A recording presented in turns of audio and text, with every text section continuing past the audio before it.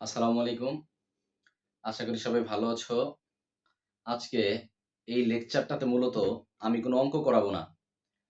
এই লেকচারটা হচ্ছে ২০০০ HSC ২০২৬ batch.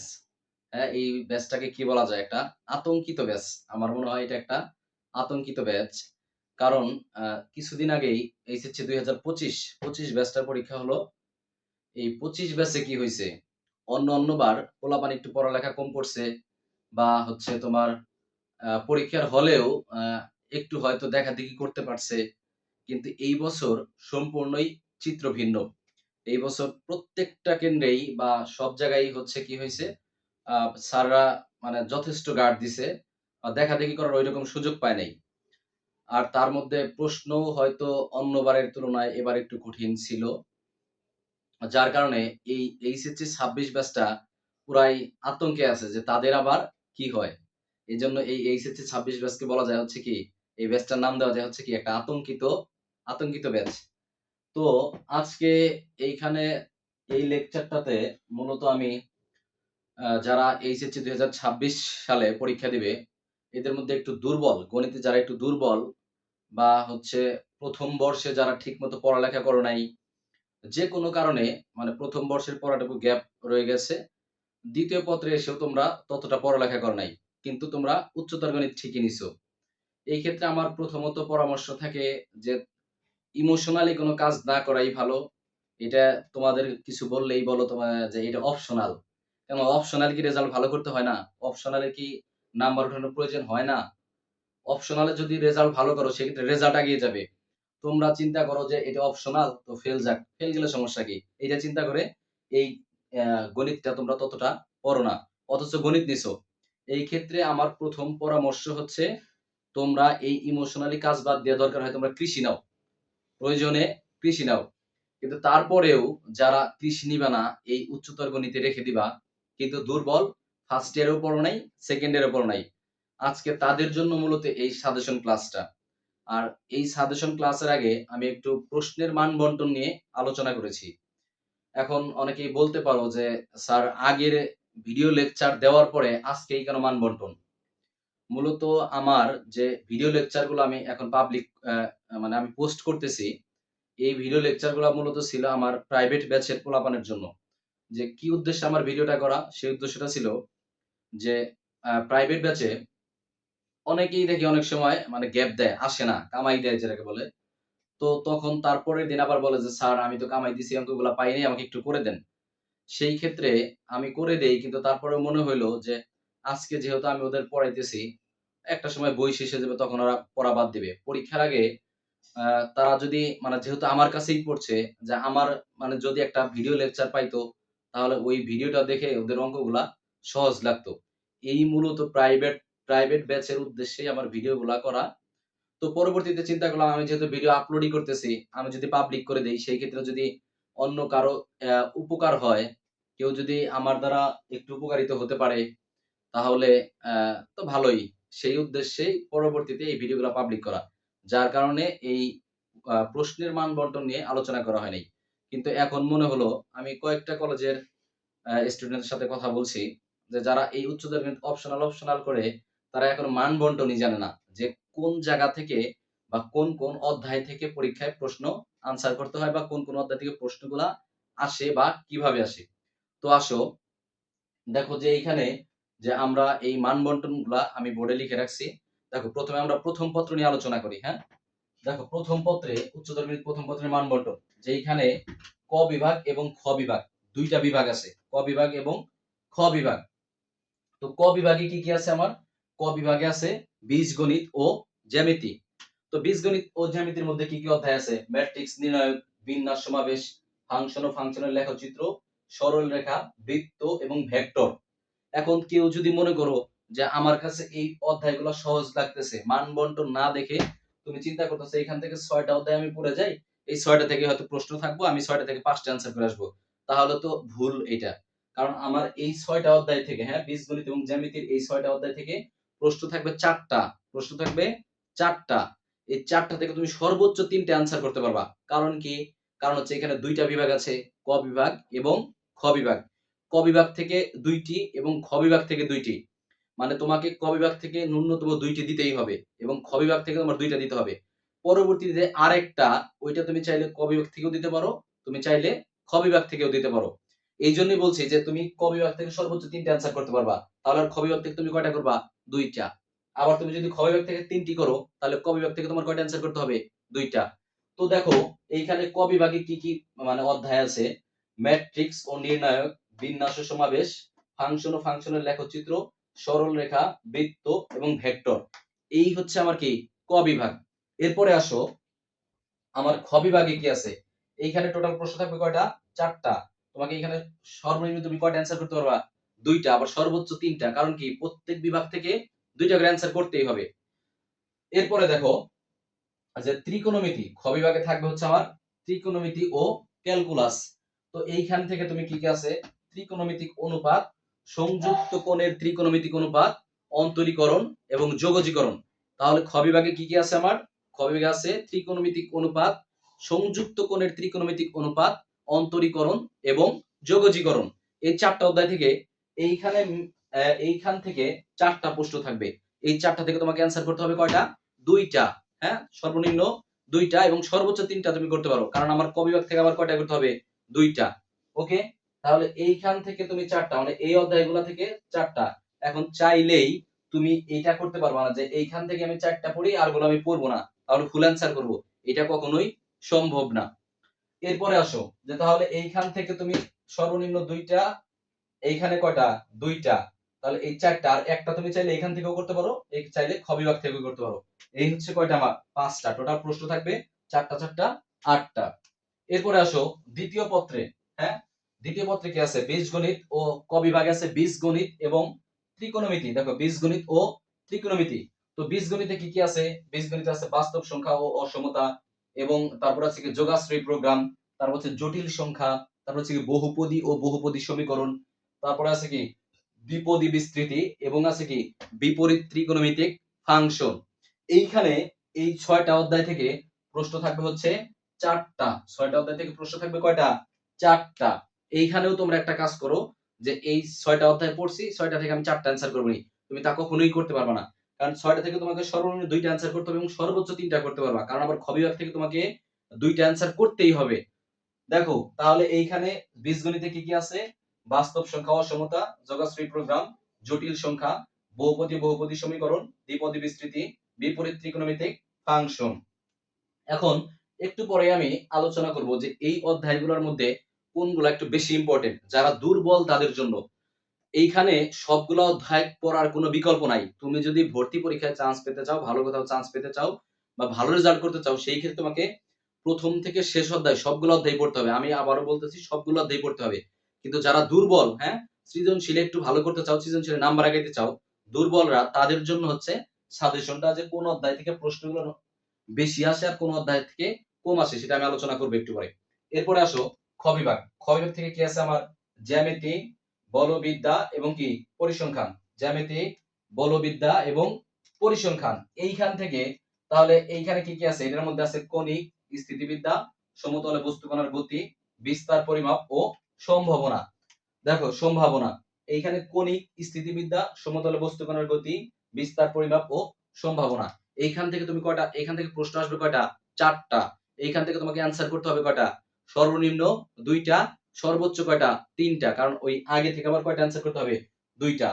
তো এখন যারা দুর্বল তারা এইখান থেকে টার্গেট নাও যে মূলত এইখান থেকে তুমি কোন কোন অধ্যায়, মানে যারা একবারই পড়ো না, মূলত ওই যারা বলো যে অপশনাল স্যার ফেল করলে করলাম, হ্যাঁ, তারা হচ্ছে এইখান থেকে টার্গেট নিয়ে এইখান থেকে 2-1টা অধ্যায় পড়ো, এইখান থেকে 2-1টা অধ্যায় পড়ো, যাতে তুমি আনসার করতেই পারো। ওই 2-1টা অধ্যায় একদম ক্লিয়ার করে পড়বা, যাতে কোনো সমস্যা না হয়।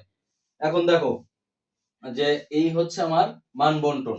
এরপরে এইখানে তোমার এমসিকিউ 25, এমসিকিউ 25 এর জন্য বীজগণিত থেকে তুমি 10 থেকে 15টা পাবা। আর হচ্ছে এই বীজগণিত ও ত্রিকোণমিতি থেকে 10 থেকে 15টা, জ্যামিতি, বলবিদ্যা, পরিসংখ্যান থেকে 10 থেকে 15টা। আবার এই ফার্স্ট পেপারও তাই, বীজগণিত, জ্যামিতি থেকে 10 থেকে 15টা, ত্রিকোণমিতি ও ক্যালকুলাস থেকে 10 থেকে 15টা।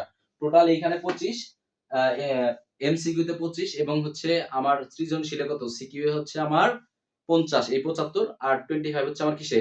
প্র্যাকটিক্যাল। এখন আসো যে আমরা আলোচনা করি যে কোন অধ্যায়গুলার কোন টপিকস গুলা বেশি ইম্পর্টেন্ট। যারা দুর্বল, আমি আবার বলতেছি যারা দুর্বল তাদের জন্য, কিন্তু আমি বলি নাই যে কোনো অধ্যায় পড়তে হবে না, সব অধ্যায় থেকেই পড়তে হবে। কারণ বেসিক জানতে হবে, তোমাকে অ্যাডমিশন টেস্টে চান্স পাইতে হলে বা ভালো রেজাল্ট করতে হলে তোমার সব অধ্যায় পড়ার কোনো বিকল্প নাই। কিন্তু যারা দুর্বল, একদম ছেড়ে দিয়েছো বা পড়তে পারো নাই, তাদের জন্য হচ্ছে কি এই সাজেশনটা আমার। তো দেখো যে কোন অধ্যায়ে কোনগুলো ইম্পর্টেন্ট একটু।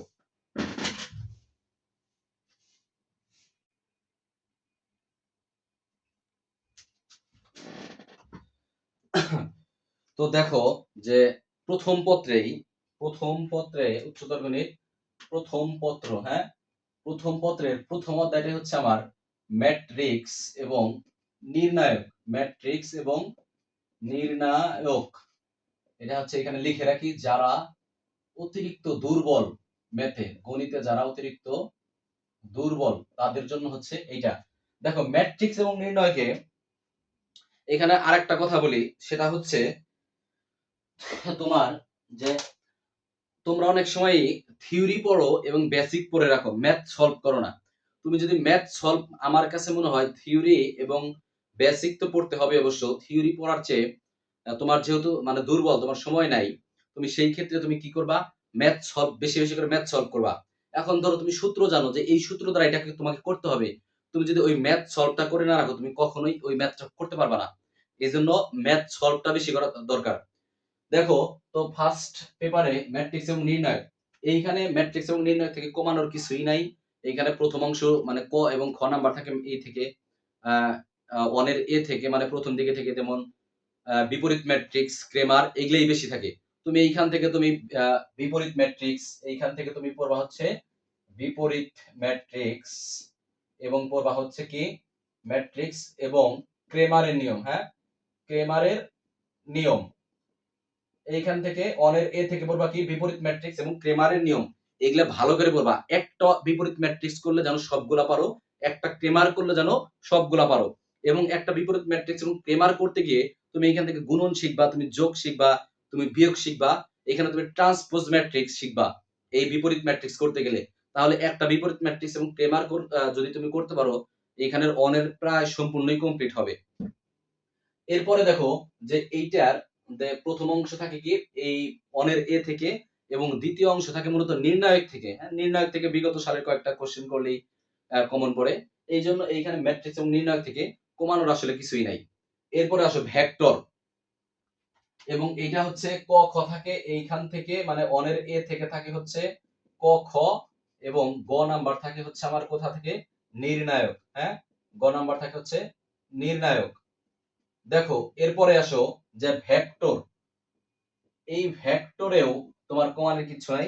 ভেক্টর ছোট একটা অধ্যায়, এইখান থেকে বিশেষ করে তুমি যদি ইম্পর্টেন্ট বলো সেই ক্ষেত্রে উপাংশ, অংশ, উপাংশ, অভিক্ষেপ, এবং সবচেয়ে বেশি যেটা ইম্পর্টেন্ট সেটা হচ্ছে কোণ নির্ণয়। ভেক্টর থেকে সবচেয়ে ইম্পর্টেন্ট হচ্ছে কোণ নির্ণয়।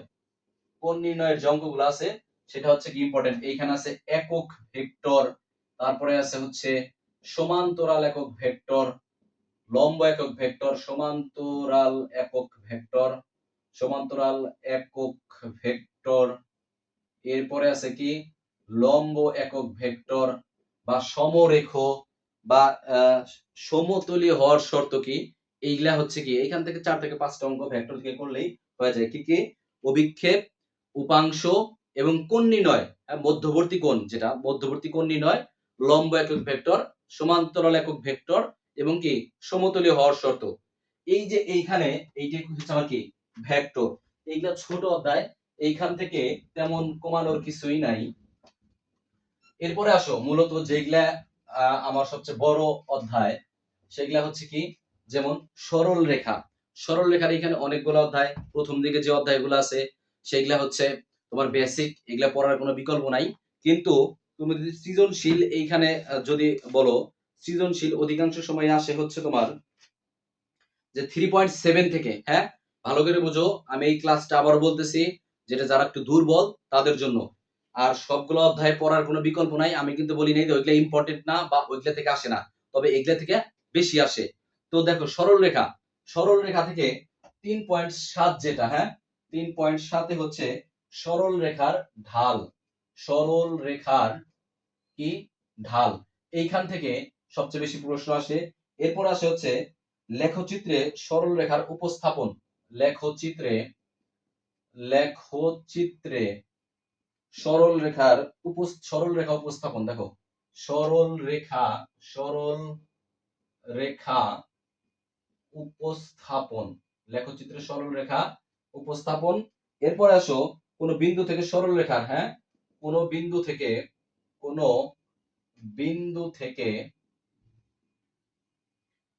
থেকে সরল রেখার লম্ব দূরত্ব, হ্যাঁ, সরল রেখার লম্ব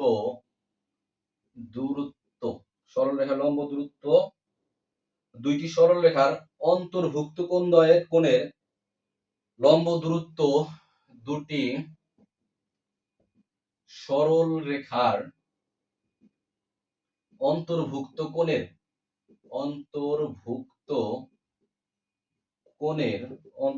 কোণের দ্বিখণ্ডকের সমীকরণ।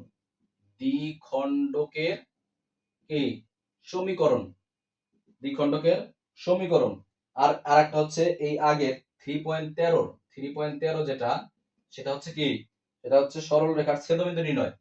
সরল রেখার ছেদবিন্দু নির্ণয়। হ্যাঁ, এইখানে দেখো যে সরল রেখা তো বিশাল একটা চ্যাপ্টার। এইখানে এই সরল রেখার সবচেয়ে বেশি প্রশ্ন যেগুলা থেকে আসে, মানে সৃজনশীল আসে, সেটা হচ্ছে প্রথমগুলো হচ্ছে বেসিক। হ্যাঁ, 3.7 এ তাহলে কি, মানে তোমার 3.7 থেকে পরের যে কয়টা অধ্যায় আছে সবগুলাই বেশি ইম্পর্টেন্ট। 3.7 থেকে পরের যে কয়টা অধ্যায় আছে সবগুলাই বেশি ইম্পর্টেন্ট। এই ক্ষেত্রে দেখো 3.7 এ কি আছে আমার, সরল রেখার ঢাল। এরপরে কি আছে, তুমি কোন টাইপের অঙ্কগুলা করবা, লেখচিত্রে সরল রেখা উপস্থাপন। এরপরে যেটা আছে, মানে এটা 3.7, এটা মানে 3.12, 3.13, মানে এই তারপরটা হচ্ছে কি সরল রেখার ছেদবিন্দু নির্ণয়, এবং কোন বিন্দু থেকে সরল রেখার লম্ব দূরত্ব, দুটি সরল রেখার অন্তর্ভুক্ত কোণের সমদ্বিখণ্ডকের সমীকরণ। তুমি যদি সৃজনশীল করতে চাও তাহলে অবশ্যই 3.7 এর পর থেকে যে কয়টা অধ্যায় আছে সবগুলাই বেশি ইম্পর্টেন্ট, এইখান থেকেই সবচেয়ে বেশি আসে। এরপরে আসো যে বিন্যাস সমাবেশ। সরল রেখার পরে আসে বিন্যাস সমাবেশ। তোমার বিন্যাস সমাবেশ হচ্ছে 4 এর এ হচ্ছে এটা বেসিক, এবং 4 এর এ, হ্যাঁ, না সরি, বিন্যাস সমাবেশ হচ্ছে 5। যে প্রথমটা হচ্ছে কি বিন্যাস, পরেরটা হচ্ছে আমার সমাবেশ। এইখানে যদি সৃজনশীল হয় তাহলে সমাবেশ থেকেই বেশি হয়। বিন্যাস থেকে দু একটা অঙ্ক থাকলে ওই যে থাকে যে স্বরবর্ণগুলিকে একত্রে রেখে বা ব্যঞ্জন বর্ণগুলিকে একত্রে রেখে বিন্যাস সংখ্যা, এইখানকার দু একটা অঙ্ক থাকে। এবং ওই যে সংখ্যা দ্বারা আছে কয়েকটা, যে শূন্যকে ডানে রেখে বা শূন্যকে বামে রেখে কতগুলো অর্থপূর্ণ সংখ্যা গঠন করা যায়, এই টাইপের অঙ্কগুলা আসে। যদি আসে 5 এর থেকে, যদি বিন্যাস থেকে কোনো অঙ্ক আসে তাহলে ওই স্বরবর্ণগুলোকে একত্রে রেখে বা ব্যঞ্জন বর্ণগুলিকে একত্রে রেখে এগুলা থেকে আসে, অথবা 0 1 2 3 4 5 এগুলা দ্বারা কতগুলো অর্থপূর্ণ সংখ্যা বা জোড় বিজোড় সংখ্যা গঠন করা যায়, এগুলা থেকে আসে। আর হচ্ছে নরমালি সমাবেশ থেকে কোশ্চেনটা বেশি আসে। এর মধ্যে একটা অধ্যায় বাদ পড়ছে, সেটা হচ্ছে বৃত্ত। দেখো বৃত্ত থেকে এরপরে আসো বৃত্ত। দেখো বৃত্তের হচ্ছে 4 এর এ, যেটা 4 এর এ হচ্ছে এখানে বেসিক, যে বৃত্তের সাধারণ সমীকরণ, মূল বিন্দুময় বৃত্তের সমীকরণ, এই বেসিক গুলাই হচ্ছে 4 এর এ তে শেখানো হয়েছে। এইখান থেকে নরমালি তেমন কোনো কোশ্চেন থাকে না, এটা বেসিক হিসাবেই। আর যদিও থাকে সেই ক্ষেত্রে ছেদবিন্দু নির্ণয়। হ্যাঁ, এইখানে বৃত্ত থেকে যে একটি বৃত্ত এবং সরল রেখার ছেদবিন্দুগামী বৃত্তের সমীকরণ, এটাই হচ্ছে ই থেকে থাকে, বৃত্তের প্রথম অধ্যায় থেকে, প্রথম যে পার্টটা সেটা বৃত্তের এটা থেকে থাকে। কিন্তু অধিকাংশ সময় কোশ্চেন থাকে হচ্ছে 4 এর বি থেকে বা 4.2 থেকে, বৃত্তের পরের যে অধ্যায় আছে সেটা থেকে। এইখান থেকে কি থাকে, এইখান থেকে সবচেয়ে বেশি থাকে হচ্ছে অভিলম্ব এবং স্পর্শকের সমীকরণ। অভিলম্ব এবং স্পর্শকের সমীকরণ। অভিলম্ব এবং স্পর্শকের সমীকরণ। এরপরে কি থাকে, দুইটি বৃত্তের সাধারণ জ্যায়ের সমীকরণ। আর থাকে কি, দুটি বৃত্তের জ্যায়ের সাধারণ সমীকরণ। জ্যায়ের সাধারণ সমীকরণ, দুইটি বৃত্তের জ্যায়ের সাধারণ সমীকরণ। তাহলে বৃত্তের প্রথম অধ্যায়টা হচ্ছে আমার বেসিক। এইখান থেকে সর্বোচ্চ থাকলে তোমার থাকে কি ছেদবিন্দু নির্ণয়, অথবা থাকতে পারে দুইটা বৃত্ত পরস্পরকে বহি স্পর্শ করছে বা অন্ত স্পর্শ করে, তাহলে এইখানে এই যে টাইপের অঙ্কগুলা সেটা থাকতে পারে। আর হচ্ছে কি থাকে ছেদবিন্দু নির্ণয়। আর নরমালি কোশ্চেন থাকে হচ্ছে খ গ নাম্বার প্রশ্নটাই থাকে হচ্ছে অবিলম্ব এবং স্পর্শকের সমীকরণ। আর সর্বোচ্চ যদি থাকে আর একটু দুইটি বৃত্তের জ্যায়ের সাধারণ সমীকরণ। এই হচ্ছে কি 4 এর বি।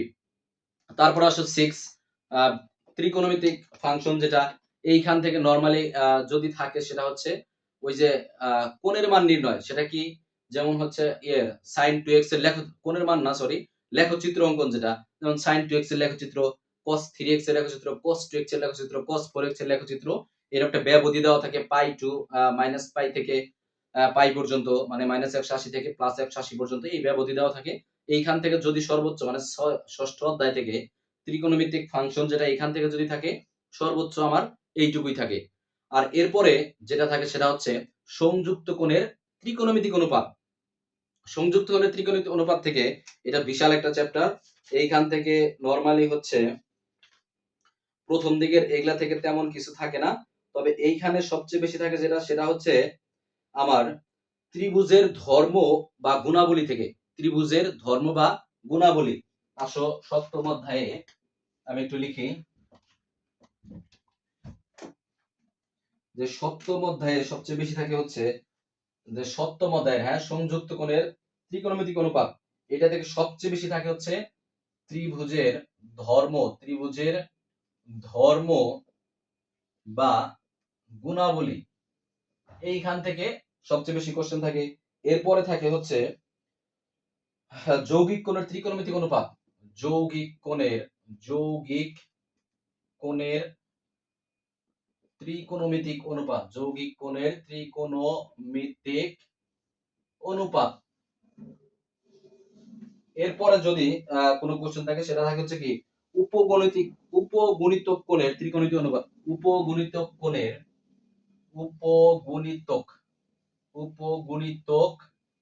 কোণের ত্রিকোণমিতিক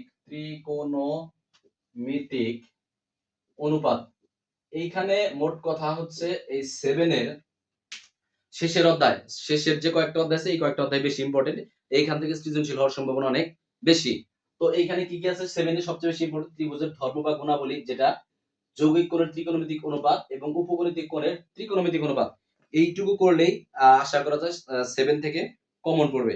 এরপরে আসো যে অষ্টম অধ্যায় থেকে তেমন কোনো প্রশ্ন থাকে না। এইখান থেকে সর্বোচ্চ প্রশ্ন থাকে ডোমেইন রেঞ্জ, ক নাম্বারে আসে যে ডোমেইন এবং রেঞ্জ নির্ণয় করো, এটাই আসে। এর চেয়ে বেশি কিছু অষ্টম অধ্যায় থেকে আসে না। তারপরে আসো নবম অধ্যায় অন্তরীকরণ। হ্যাঁ, এই নবম অধ্যায়ের অন্তরীকরণে দেখো যে অন্তরীকরণ থেকে সবচেয়ে বেশি থাকে যেটা অন্তরীকরণ। এই অন্তরীকরণ থেকে সবচেয়ে বেশি আসে হচ্ছে লিমিট থেকে প্রশ্ন থাকে। লিমিট থেকে মাস্ট 100% লিমিট থেকে কোশ্চেন থাকবেই। এরপরে আসো যে পর্যায়ক্রমিক অন্তরীকরণ। হ্যাঁ, লিমিট পর্যায়ক্রমিক অন্তরীকরণের যে অঙ্কগুলো আছে, পর্যায়ক্রমিক অন্তরীকরণ। আর এরপরে দেখো কি আছে ফাংশনের গরিষ্ঠ মান এবং লঘিষ্ঠ মান। হ্যাঁ, ফাংশনের গরিষ্ঠ মান এবং লঘিষ্ঠ মান। ফাংশনের গরিষ্ঠ মান এবং কি লঘিষ্ঠ মান। এবং লঘিষ্ঠ মান। অন্তরীকরণে অঙ্কগুলা অধিকাংশ সময়ই এই কয়েকটা অধ্যায় থেকে আসে, যে ফাংশন কি লিমিট থেকে থাকে পর্যায়ক্রমিক অন্তরীকরণ এবং ফাংশনের গরিষ্ঠ মান এবং লঘিষ্ঠ মান। এইটুকু থেকেই অন্তরীকরণের প্রশ্নগুলা বেশি থাকে। এরপরে আসো যোগজীকরণ। যোগজীকরণে যেগুলা আছে সেটা হচ্ছে এইখানে যোগজীকরণ দেখো দশম অধ্যায়। হ্যাঁ, দশম অধ্যায়ে দেখো দশম অধ্যায়ে সবচেয়ে বেশি থাকে হচ্ছে নির্দিষ্ট যোগজ প্রয়োগের সাহায্যে। দেখো এইটা যে কি নির্দিষ্ট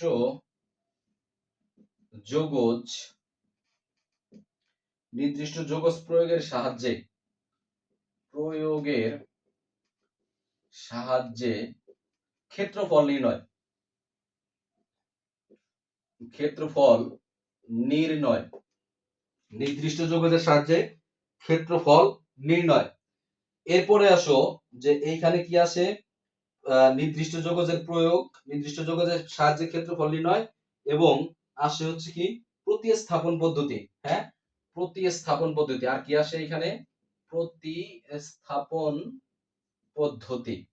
তাহলে এইখানে যদি পদ্ধতি, যে যৌগজীকরণ থেকে যদি তুমি এই নির্দিষ্ট যৌগজ প্রয়োগের সাহায্যে ক্ষেত্রফল নির্ণয়, এখানে মাস্ট প্রশ্ন থাকবেই, 100% শিওর। এইখান থেকে প্রশ্ন থাকে যে নির্দিষ্ট যৌগজ প্রয়োগের সাহায্যে ক্ষেত্রফল নির্ণয়, এবং তার পরবর্তীতে কি থাকে, প্রতিস্থাপন পদ্ধতি, প্রতিস্থাপন পদ্ধতি।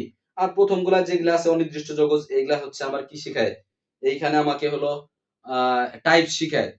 আর এইখান থেকে তুমি আরেকটা জিনিস করতে পারো, নির্দিষ্ট যৌগজ, ওই একই জিনিসের মধ্যে পড়ে, নির্দিষ্ট যৌগজের প্রয়োগ, নির্দিষ্ট যৌগজ প্রয়োগের সাহায্যে ক্ষেত্রফল এবং কি নির্দিষ্ট যৌগজ, এই কয়েকটা এইখানে দেখো বাস্তব সংখ্যা অসমতা, দ্বিতীয় পত্রে আমার যেটা বাস্তব সংখ্যা অসমতা, এইখান থেকে তোমার এই যে সংখ্যা রেখা যেটা আছে অসমতার সমাধান, এরপরে আছে কি মানে যে সংখ্যা রেখার সাহায্যে সমাধান, এই এই সংখ্যা রেখা যদি প্রশ্ন থাকে তাহলে এখানে সংখ্যা রেখার সাহায্যে যে সমাধান এইখান থেকেই থাকে, বা পরম মানের যে অঙ্কগুলো আছে এখানে সেটা। এরপরে আসো যে যোগাশ্রী প্রোগ্রাম থেকে নরমালি কোনো তেমন কিছু থাকে না, আসলে জটিল সংখ্যা, জটিল সংখ্যা থেকে সবচেয়ে বেশি থাকে কি মডুলাস, আর্গুমেন্ট এবং পোলার আকার। এইখান থেকে থাকে খ নাম্বার, ক নাম্বার, খ নাম্বার থাকে অনেক সময়। তাহলে এখানে কি জটিল সংখ্যা থেকে মডুলাস, আর্গুমেন্ট এবং পোলার আকার। তারপরে কি আসবে এখান থেকে জটিল সংখ্যা থেকে সঞ্চার পথ। আমার ভিডিওটা টাইমিং বেশি বড় হয়ে যাইতেছে, তো এজন্য মুখে বলে দিই যে জটিল সংখ্যায় কি কি আছে, মডুলাস, আর্গুমেন্ট এবং পোলার আকার, সঞ্চার পথ, এবং এককের ঘনমূলের এইখানে কয়েকটা অঙ্ক আছে, সমাধান আছে, যে এখানে এক্স এর মান নির্ণয় করতে হয়, বা B plus C equal to 1/2, এরকম অনেক কিছু প্রমাণ আছে এককের ঘনমূল দ্বারা, 1 plus omega square equal to এত হলে লেফট হ্যান্ড সাইড থেকে আমরা রাইট হ্যান্ড সাইড গুলা করি, এইখান থেকে এককের ঘনমূল। এরপরে আসো যে চতুর্থ অধ্যায়ে আসলে কি আছে, বহুপদী এবং বহুপদী সমীকরণ। এই বহুপদীতে কি আছে, দ্বিঘাত, ত্রিঘাত এবং চতুর্ঘাত। এইখানে প্রায় অঙ্কগুলা সেম টাইপ, 4 এর এ এবং বি একই টাইপ, এইখানে কমানোর মতো তেমন কিছুই নাই, প্রায় সবগুলো অঙ্ক একই রকম, তোমরা এটা এমনি পারবে একটু দেখলে।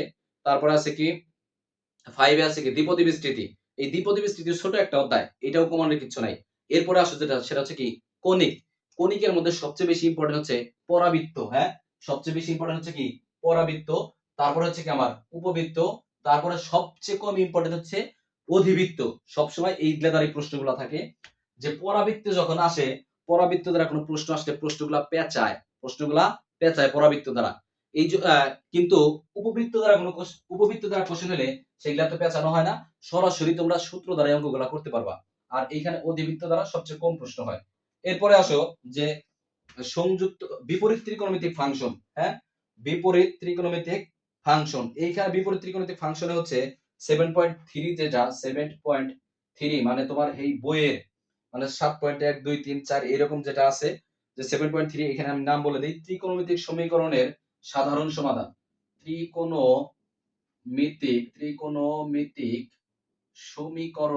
সমীকরণের সাধারণ সমাধান যেটা, মানে মোট কথা 7 এর এ যেটা, মানে নরমালি প্রথম অধ্যায় থেকে বেসিক বা এইখান থেকে একটা প্রশ্ন হয়তো থাকে, কিন্তু 7 এর বি মানে পরের অধ্যায় থেকেই সবচেয়ে বেশি প্রশ্ন থাকে, এটা হচ্ছে পরের অধ্যায়। এরপরে দেখো যে আছে কি আমার স্থিতিবিদ্যা, নবম অধ্যায় স্থিতিবিদ্যা, এইখান থেকে প্রশ্ন থাকে সবসময় হচ্ছে আমার থিওরি, এইখান থেকে সবসময় প্রশ্ন থাকে থিওরি, এখানে তেমন কোনো অঙ্ক নাই।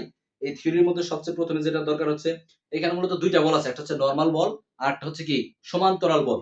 তো এইখানে বলবিদ্যার প্রাথমিক ধারণা এবং বল জোটের যে সাম্যাবস্থা, বল জোটের সাম্যাবস্থা মানে লামির যে সূত্র দ্বারা করে, এটা হচ্ছে সবচেয়ে বেশি ইম্পর্টেন্ট, বল জোটের সাম্যাবস্থা।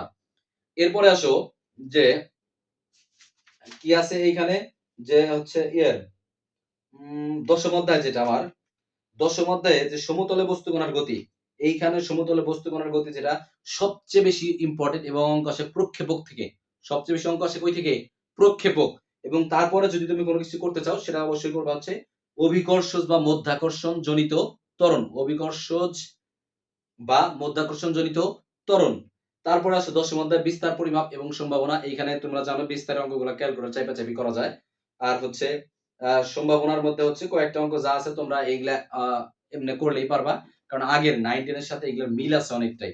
হ্যাঁ, আশা করি তোমরা এইটুকু করলে যারা দুর্বল তারা মোটামুটি একটা নাম্বার পাবা। আমি কিন্তু আবারও বলতেছি যে প্রথম থেকে শেষ পর্যন্ত পড়ার কোনো বিকল্প নাই। তোমাকে চান্স পেতে হলে, ভালো রেজাল্ট করতে হলে, অ্যাডমিশনের চান্স পেতে হলে, আর সেটা বুয়েট বলো, যেকোনো জায়গায় বলো, তোমাকে পুরা বইটাই কভার করতে হবে। কিন্তু যারা দুর্বল, যারা অপশনাল করে এইভাবেই রেখে দিছো, পড়ো নাই, তাদের জন্য হচ্ছে আমার মূলত এই সাজেশনটুকু। তোমরা এইটুকু পড়ো, তাহলে আশা করি যে তোমরা হচ্ছে কিছু হলেও নাম্বার পাবা এই অল্প এইটুকু পড়লে। আর তারপরে এইটুকু যদি পড়তে না চাও, এই ইমোশনালি কাজ না করে তোমরা এই উচ্চতর গণিত বাদ দিয়া কৃষি নিয়ে পড়োগা। আজকে এ পর্যন্তই। সবাই ভালো থাকো, সুস্থ থাকো। আল্লাহ হাফেজ।